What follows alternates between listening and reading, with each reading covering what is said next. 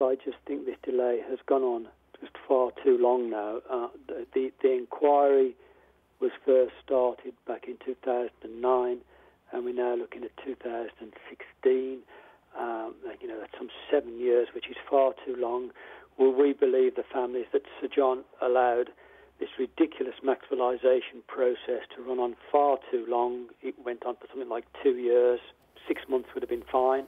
There was no legal requirement for him to do that. And in fact, all we will get now from the report is a watered-down version of some of the criticisms that Sir John put to these civil servants, senior politicians and generals, etc. Why are you so sure, Mr Keys, that it will be a watered-down criticism, as you put it?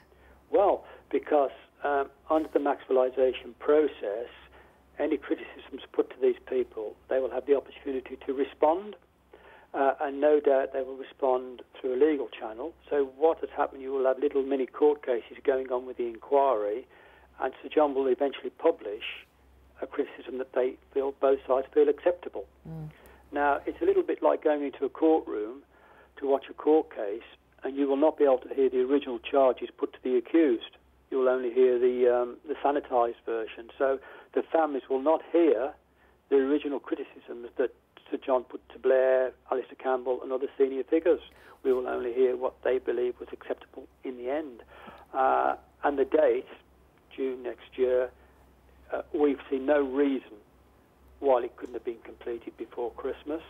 And there's a defining line here between delivery of the inquiry and publication. Now, just listening to the talk a little earlier, we understand it will be delivered in April for checking for national security and published in June. Mr Keys, if you just pause for a second, I think we can go back to Chris Mason at Westminster, because he's just been reading a little further on the website. Chris, is that right? You've got a bit more info for us, have you?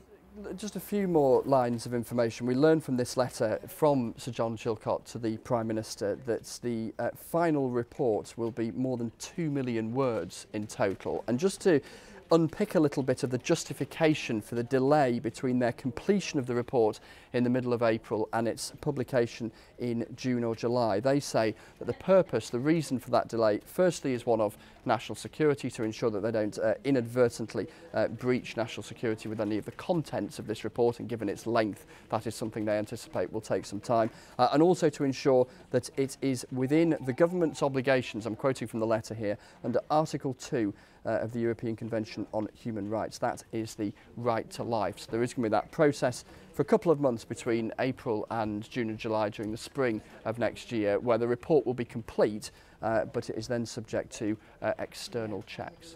Mr Keys, 2 million words in total, we're told. I wonder what kind of things you were hoping the Chilcot Report will address. Well, obviously I need to know why we had this ridiculous rush to war on the falsehood of weapons of mass destruction, while Mr Blair found it necessary to mislead Parliament, to mislead the public and mislead those brave troops, my son included, that went out there in the first wave, believing they were going to face this onslaught of weapons of mass destruction. I hope it answers questions too, whilst the Colin Powell emails to George Bush were saying that Tony was on board with us 12 months before and he will handle the PR. And yet the Prime Minister in November 2002, months before we went to war, was saying Saddam can stay in power if he hands over weapons of mass destruction. It was all a deceit, it was a falsehood, and a lot of brave young men and women died in that conflict. And over 150,000 innocent Iraqi men, women and children. We need answers, and it's not just the families of the fallen in this country. When I attended 2 sessions of the Iraq inquiry, it surprised me somewhat to see Iraqi families there. They too want to know why they lost loved ones in this unjustified conflict. Saddam was no threat to us at all at that time, and you cannot justify the war that George Bush and Tony Blair and the spin machine got us involved in. You will, I'm sure, have heard Mr Blair's interview with CNN at the weekend, where he said, "I cannot apologise for removing Saddam Hussein." Well, nobody's going to support Saddam Hussein. He was, without doubt, an evil dictator.